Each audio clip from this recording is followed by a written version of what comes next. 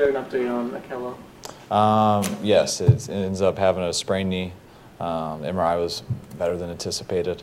He'll be day-to-day. We'll see him when he comes in Wednesday to have an idea whether he can practice, be limited, or what his status will be.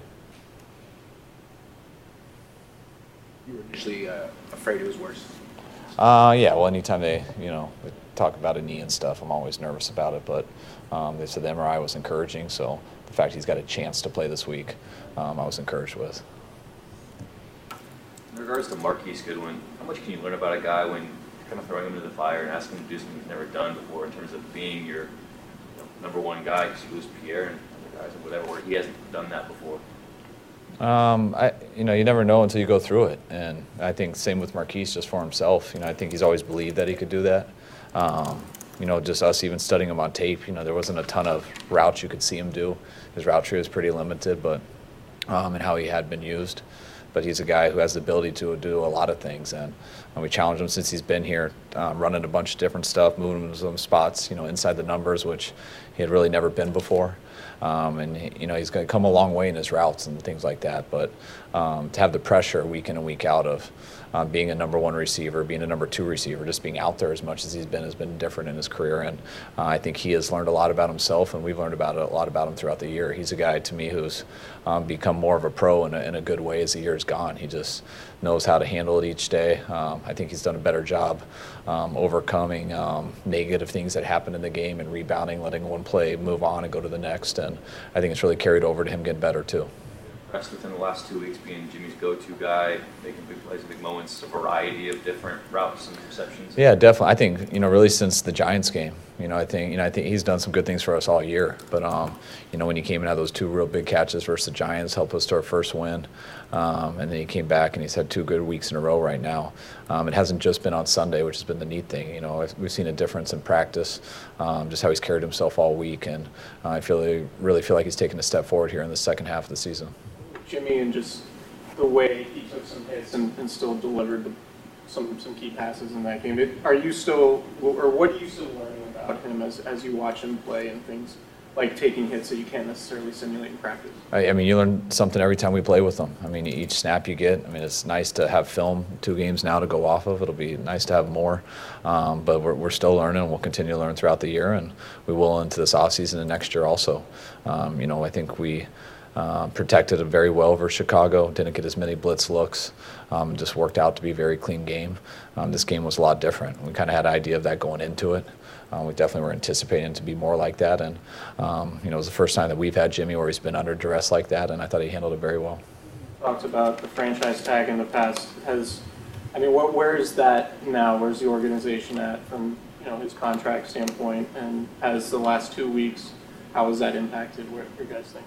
Yeah, for me personally, it doesn't impact anything. That's why, that's what I was trying to explain. I thought was so neat about the situation that I didn't feel that because of that option that we had to see something here or there, and we had to do all this stuff. It's been able for us to just try to do things the right way, put him in when we felt he was ready to. Not putting the pressure on him to where he has to do all this to show something. Obviously, we're very encouraged with how these 2 games have been, and we'll see what happens here in the offseason when we get together and can assess everything. But I definitely don't think that's something he's thinking about at this point, and it's definitely not something I'm thinking about either. So you're not anticipating a new contract to be done before the year's over? You're probably going to wait till... Yeah, I would not be anticipating that, yeah. What ways have you seen growth in him since you first saw him here, or even in the last 2 weeks? It's just the experience of it. Everything else is anticipation. So there's always a lot of unknown. You since he's gotten here, he's handled himself very well. He's worked as hard as you could to get it. There's a ton of unknown, both of us, but the whole building when you're going into a game. He's only been one place in his career. Everything's a little different. How you warm up, your nightly meetings, how you travel. Just little things are different for people, and I think people in sports and definitely players are a creature of habit, so all that's been new for him. The Chicago game was a good first experience. I think this game was even easier. I think he had an idea of how a week went, how a game went. I had a better idea of how he handles some situations. I think the game was easier. One, because he had a trial run before it going versus Chicago, and I think he had an idea of how I called plays and how I go through a game, and I had a much better idea of what he was used to. So I think we were both better in that aspect in this game, and I think we'll continue to be throughout the year. One quarterback be enough of a difference maker for a team that's 1-10 and suddenly go 2-0, or is it a lot more than that? I think it's a lot more than that. I mean, there's no doubt about that. To put all of that on one person, I think would be unfair to him and to the rest of the guys. I think Jimmy's played very well these last 2 games. I think the guys around him played pretty good too, though. I thought we had our best game versus the Giants up to that point. Jimmy didn't play in, and I thought the guys played very well in that game, which allowed our quarterback to play pretty good too, CJ versus the Giants. And I didn't feel we played very well as a team versus Seattle, and usually the result is the quarterback didn't play as well versus Seattle either. I think we all played better versus Chicago and yesterday versus Houston, and I think it's not a coincidence that leads to quarterback play also. Kind of getting back to the hits that Jimmy took, yesterday. How concerned are you about pass protection, considering the defenses you're facing? It's always a concern, especially it was a concern going in the last game, especially when they got a very good defense, they got very good corners, so it's tough to get open very fast, and then they have someone like Clowney who is an issue for anyone to block. These 3 games ahead of us, it's going to be very similar with some of the defenses, but that's part of the NFL. You got to deal with it, and you got to figure out ways to help. You also got to know that that's going to be part of the game, and you got to see how you perform to it. Certain things Jimmy can do to avoid maybe a couple of these hits, or sometimes it's just the way it is? Yeah, I think at times you can, but that's also what allows people to make plays too. You got to sometimes take the good with the bad. I think it'd be very easy for a guy to take a quick drop, get rid of it fast as can be. If number 1's not open, just ditch it and throw it away to number 2. And we could probably end up saying that we had no sacks and we blocked better.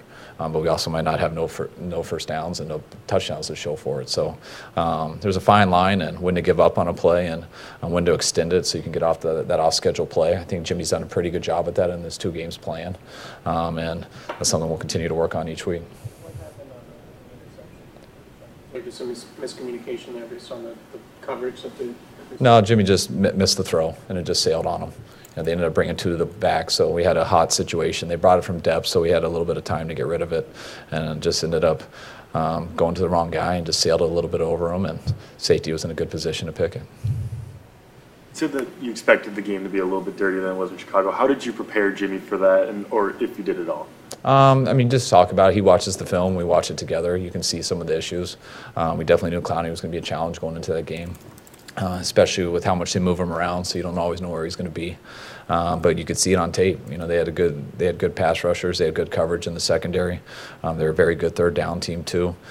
So we knew it was going to be a big challenge going into that. And Houston definitely had some good moments, but I thought our guys rose to the challenge pretty well. A random one, but just peripherally, from the flight back or after a home game, how much are you keeping an eye on what's happening around the league? Headlines, highlights, who did well, whatever. Do you have time for that? Do you make time for that? No, not really. I'm a football fan, so, usually not on the plane, because on the plane I get on there and, I watch all 3 phases, and it usually takes me the whole plane ride to do that, which makes my next morning a lot easier. And then when I get home, before I go to bed, I'll watch whatever highlights are on. But since they stopped NFL primetime with Chris Berman, Tom Jackson, I feel like the highlights don't tell you as good of a story. So you only get a couple from each game, so it's not the same as it used to be. So I'm definitely off on that compared to how I was when I was younger. Past couple of weeks, has Marquise Goodwin performed the way you been the wide receiver you believed he could become when you signed him, or has he exceeded expectations? No, that's what we believed he could be, and I still believe he can be more. I take it as I never feel people fully arrive. I always feel you can do better, and some people could look at that as being hard on people, but I think it's because I believe in people, and I think Keith can always do better, and I think he's showing that right now, and I think his ceiling is extremely high. He has the speed that scares people. He can break down very well. His hands are much better than people realize, and he's a tough guy who's not scared to compete and scared to go over the middle. So I think he's getting a lot of experience this year that he's never had before, and I think so much of this league is how you respond to things. And sometimes people get a lot of experience and they struggle a little bit, and they get worse because they get intimidated by the situation. It's a little too much pressure, and I think Keith has gone the other way. I think the pressure has hit. He's realized it. He's had some weeks where he didn't do his best, and I think he's fought through it, and I think he's playing his best game, the best he has right now, and hopefully that'll lead into next year. And I always say you get better or worse, you never stay the same, and I'm really hoping he continues to get better next year. Do you envision him being a starter for you again next season, or is that still to be determined? And we brought him here as a starter at any position. We will always try to get better. I mean, that's just how you make your own get better, to take it to another level, and that's why this sport's at the highest level. You're always trying to get people, and that's why players got to always try to earn their job each year. I know Marquise serves a huge role for us in the speed he has, and that's what attracted us to him the most, because when you have that speed, what you can do for a play action game, and people notice it when he gets the ball and stuff, but what people don't notice, a player like that, how much he clears it out for other people. And that's something that's always been extremely important wherever I've been in the system we use, that we've always targeted a guy who could flat out run. And Marquise was really that ideal type of guy. But there is more to his game than just running, and I think everyone's seeing that, and hopefully we can continue to build off that. After the game yesterday, Jimmy was asked about making his first home start next Sunday, and he wouldn't go there. He said, we'll see what happens this week. That's on Kyle. I don't know. We'll find out tomorrow probably. Yeah. I'm going to keep Tennessee guessing also. So find out on Sunday, kickoff. I mean, is that surprising to hear? Is he that modest? No, I think he knows the answer. So I think he's just playing along with it, similar to how I am also. What went into, or what was the process to taking Dante out of the game at that point? Was that Halfley's call or Roberts? And Hopkins didn't have a target until that bubble screen when he fumbled. Was that purely a product of the adjustments you guys made and Greg being in the game? No, it was just a tough drive, and we knew going into that game that all of our corners had a huge challenge with Hopkins. He can run. He's very similar to what I was just describing with Keith, and someone who has that 40 time to scare people, but can also break down and has the hands to attack balls and can run the whole route tree. So that's an issue for a corner, especially if you're not getting to that quarterback very fast. And Dante had a very tough drive. And anytime it starts out with the pass interference, then guys lose their confidence a little bit, and they were coming after him, and it was just a rough drive for him. And sometimes when you do that, you just want to stop the bleeding a little bit. It was nothing permanent or anything like that. It was you do it not just to put all the blame on the kid, but also to help him. We weren't going to for sure put Maven in the rest of the game. We were going to plan on getting Dante back in there, but he had to get in anyways when Akello got hurt, so he was going to be in regardless. But we helped Dante at times. We helped Maven a lot when he got in there too. And even sometimes when we did help, they were able to make the play. So that happens, but when a player gets attacked like that on one drive, you kind of want to help them, let them get away from a little bit, recover, and not just continue to put them out there on that island. How did he respond? Well, he came in and did well. When he came back in, we were cheating a lot of the coverage more to Hopkins at that time, and they weren't able to get to any other guys. I thought Dante didn't have a bad play after that. And just what I liked about it, he understood, didn't sit there, freak out on the sidelines, didn't pout. He sat there, understood, and didn't lose it. He waited to see when his next opportunity would come. You never know if that'll be the next game. It might be a play later. In his case, it was a couple drives later, and he went out there and still did his job, which is what he's expected to do, and he didn't let a negative affect him worse. What was that explanation you were given on your challenge in the 4th and 22 play? And have you ever seen the position player give himself up or have that be the explanation of not being down by contact? No, yeah, I was confused on that. That's what that's what they said to me at the time, that he declared himself down. So that's why I wasn't able to challenge it, which I think we all saw that differently. And that's what we'll write into them, and we'll get an explanation tomorrow on it. Just to be clear, you started cheating coverage towards Hopkins after that first drive of the third quarter. No, we did sometimes before that. I mean, we had a two-man look, I think, on the first 3rd and long that they completed, which is a double on Hopkins, but they found a way to get it in there. But we cheated a lot more once they went there that many times in one drive. Trent being available for Sunday as opposed to maybe last week at this time? Not really. It's still a lot of unknown for me. I'm not going to go either way with it because it's been back and forth. So I really have no expectations with it. Hopefully I'll get more information here in the next couple of days, though. Couple more? Is it something where you're weighing whether or not he needs a procedure? Can you give any information on what's happening? No, I'm not personally. That's something that he's got to decide on. I go with what our medical staff tells me, and whether he's going to be able to play. I know it was bothering him more the week after the Chicago game than the week before, and that's obviously why he didn't play yesterday. I haven't seen him today. I know we'll give it a couple days, and hopefully I'll get more information, and I'll have a better idea on whether we can expect him this week or not. What do these last 2 games mean for momentum for the next few weeks and even next season?